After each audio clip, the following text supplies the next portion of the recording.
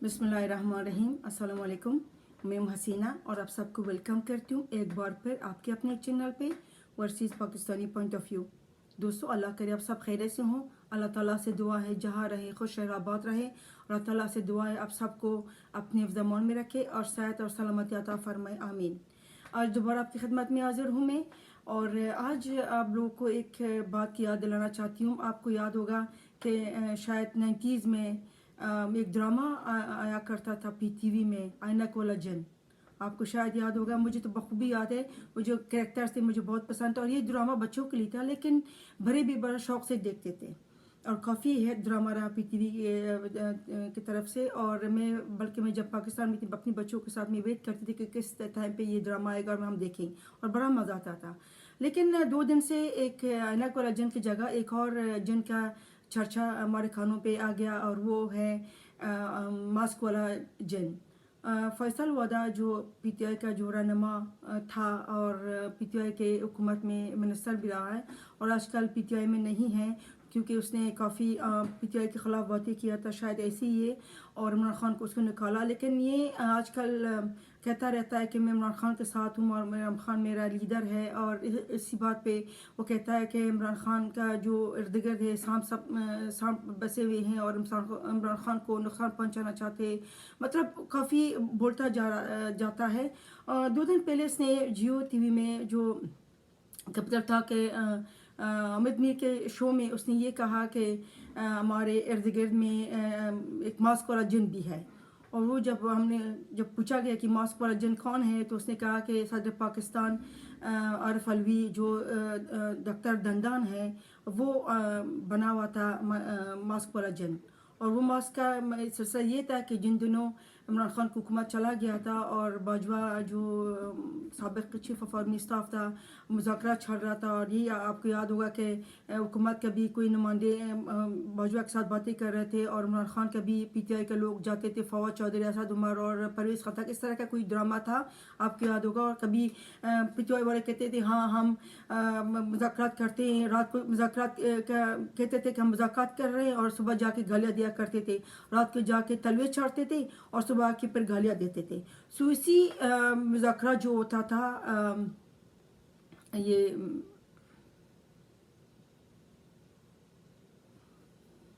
भी एक एप्लीकेशन आया इसलिए मैं रुक गई थी। ये जो मुज़ाकरात हुआ था, ये जो सदर पाकिस्तान आरिफ अलवी फैसल वादा ने कहा कि रात के अंधेरे में मास्क लगा के जाके मुलाकातें करता था। ये जो पाकिस्तान का जो सदर ममलकत है, आपको याद होगा शुरू से सब कहते हैं कि ये कभी सदर पाकिस्तान रहा नहीं है, ये सिर्फ PTI को सदर था और अभी तक है।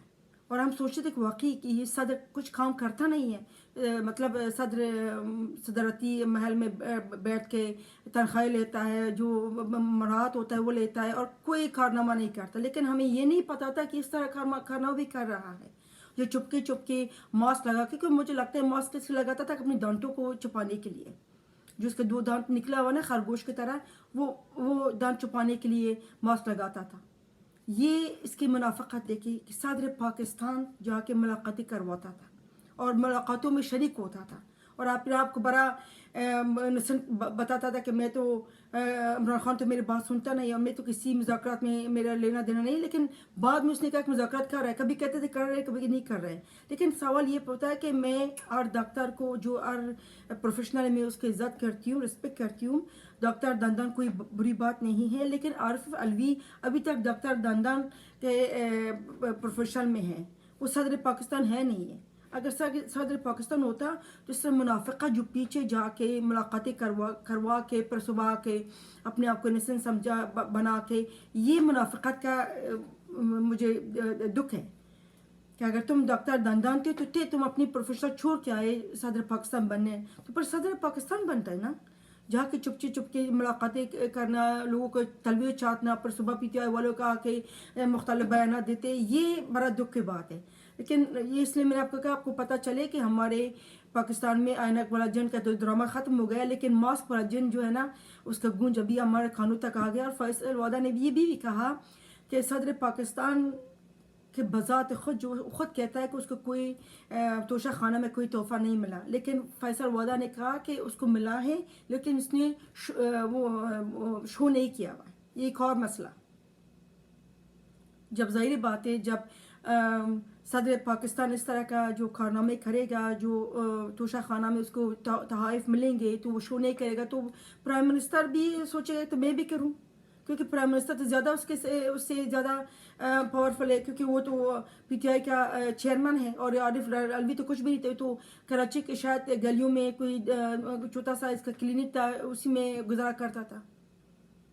یعنی دیکھیں کہ یہ جو پی ٹی آئی کا جو کارنامے ہیں 4 سال میں میں تو نہیں ان کو شو کرتی نا، میں ان کو ایکسپوز تو نہیں کرتی ہوں، نہ نون والے کرتے ہیں، ان کو خود اپنی لوگ ان کو شو کرتے ہیں اور ان کو ایکسپوز کرتے ہیں.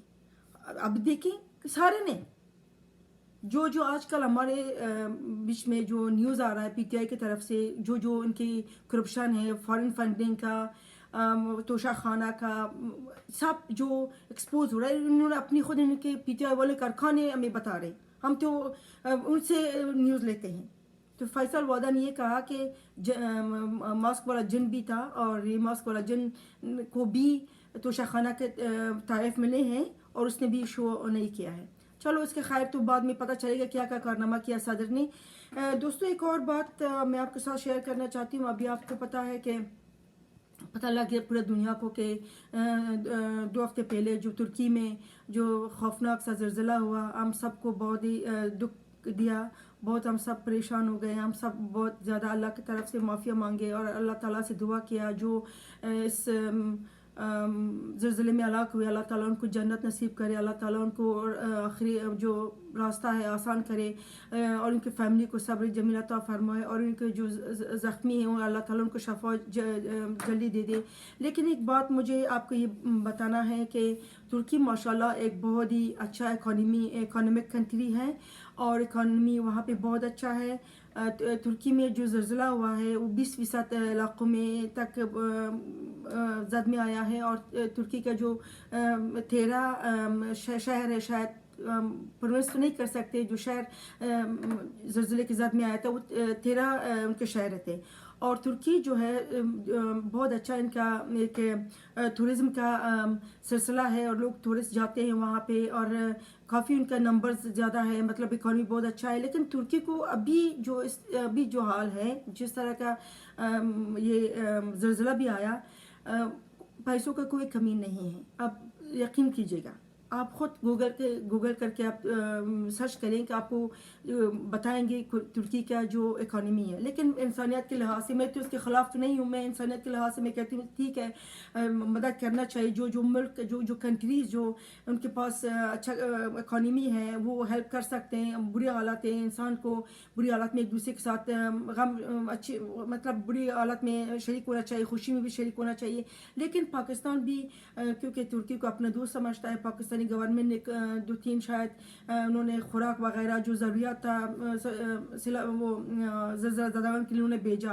لیکن سوال یہاں پہ یہ ہے کہ ابھی پاکستان کس حالت میں ہے؟ آپ کامنٹس باکس میں مجھے بتائیے گا، آپ میرے ساتھ اگری کریں گے یا نہیں کریں گے. لیکن میرے پوائنٹ آف ویو یہ ہے کہ ہمیں نہیں کرنا چاہیے. پاکستان کا حالات اس زدگان سے کم نہیں ہے جو آج کل ہے. اب یقین کیجیے گا، یعنی ترکی ماشاءاللہ اللہ ان کو زیادہ دے دے، کافی ایک اچھا ان کا اکانومی ہے، وہ افورڈ کر سکتے ہیں. لیکن پاکستان نہیں کر سکتا، اور ہم یہ دیکھنا چاہیے اگر ہمارے پاس ایکسٹرا ہے تو ہم کریں گے. انسانیت کے لحاظ سے، اسلامی ملک کے لحاظ سے، کسی بھی پہلے انسانیت سے اس کے بعد دین کے حساب سے. لیکن ابھی ہمارا ہاتھ اس طرح کا نہیں ہے ہم لوگوں کے مدد کریں. ہم خود مدد کی ضرورت ہمیں ہے. اور میں نے ایک نیوز آپ کو شاید آپ کے ٹی وی میں بھی آیا ہے، اور آپ نے یہ بھی دیکھا کہ ہمارے ایک پاکستانی دوست امریکہ سے انہوں نے جا کے $30 ملین ترکی کے سفارت خانے میں جمع کر دیا. لیکن مجھے بہت افسوس ہوا بھائی، اگر یہ پیسہ پاکستانی سفارت خانے میں جا کے جو ہمارے سیلاب زدگان تھے ان کے لیے کر لیتے، جو آج کل اکانومی ہے، تو بہت ہی مجھے خوشی ہوتی. یہ کھار نیک پہ ہم آپ کو لبیک کہتے، ये तो ठीक है, आपने तुर्की के कर दिया, कोई बात नहीं है, मैं तो उसको मतलब क्या क्या कह सकती हूँ मैं। अगर मेरा मुल्क खुश है तो पर अगर हम करें तो हम उसको कहते रहे लब्बाइक, लेकिन हमारा औलाद देखे। और क्या वो मेरे भाई समझता है कि इस तरह खिदमत करके अपने मुल्क को इस हालत में छोड़ के तुर्की के लिए किया, क्या ये इंसाफ है? मेरी नज़र में तो, मेरे पॉइंट ऑफ व्यू में तो नहीं है। अगर आप सोचते हैं, अगर आप मुझे क्रिटिसाइज़ करते हैं, आप मुझे सही कर दीजिएगा कि मैं सही कहती हूँ या गलत कहती हूँ मैं। क्योंकि पाकिस्तान इस हालात में है कि वो जो $30 मिलियन था, सच्चे आप यकीन कीजिएगा पाकिस्तान की बहुत ज़रूरत है, उसमें तुर्की की कितनी ज़रूरत नहीं है। तुर्की माशाल्लाह मैंने अब जैसे कहा कि अच्छा उनका इकॉनमी बहुत अच्छा है, लेकिन मेरे भाई ने अगर कर लेता तो शायद मैं ज़्यादा उसको मुझे ज़्यादा खुशी होती अगर पाकिस्तान के लिए देता। लेकिन शायद उसके दिमाग में ये था कि ये $30 मिलियन अगर मैं भेज दूँ शायद वहाँ पे करप्शन हो जाए। तो आपको क्या लगता है कि तुर्की में करप्शन नहीं होगा? तो आपने जो $30 मिलियन सफारत खाने में जमा कर दिया, क्या वो सारा ज़दागंट में जाएगा? कभी नहीं जाएगा। जिस तरह का पाकिस्तान के हालात है उस तरह हर दुनिया में है। अब यकीन कीजिएगा कि अमेरिका में हर इंस्टीट्यूशन में करप्शन है। अब यकीन कीजिएगा, उसकी तफसील मैं आपको बता दूंगी और आपके सामने रखूंगी कि अमेरिका जो एक सुपर पावर है, यहाँ पे हर चीज़ चलता है। करप्शन भी चलता है, चोरी भी चलता है, झूठ भी चलता है, सब कुछ चलता है हर इंस्टीट्यूशन में। हर इंस्टीट्यूशन का मतलब है हर, अब देखिए ना कितनी इंस्टीट्यूशन होगा दुनिया में, अमेरिका में हर इंस्टीट्यूशन में। फिर अगली व्लॉग में मैं आपको थोड़ा सा एक्नॉलेज करूँगी कि कौन कौन सा क्या क्या अमेरिका में करप्शन होता है। करप्शन बहुत ज़्यादा है, लेकिन इन्होंने करप्शन को एक लॉ बनाया है और करप्शन लॉ के पीछे छुपा हुआ है और लोग सोचते कि करप्शन नहीं, लॉ ये सारा नहीं है। मैं आपके साथ एक व्लॉग में ज़रूर शेयर करूँगी। अगली व्लॉग तक आप सबको अलग सपोर्ट करती हूँ। मेरे चैनल को सब्सक्राइब करें, लाइक और शेयर करें। और जो मैंने पॉइंट ऑफ व्यू दिया है, जो भाई ने $30 मिलियन तुर्की के ज़दागन के लिए दिया है, आप मेरे साथ एग्री करते हैं या नहीं करते हैं? अगर नहीं करते हैं तो कमेंट बॉक्स में भी आप मुझे कमेंट कर दीजिएगा, और अगर करते भी हैं तो मुझे आगाह कर दीजिएगा। अल्लाह हाफ़िज़। पाकिस्तान जिंदाबाद।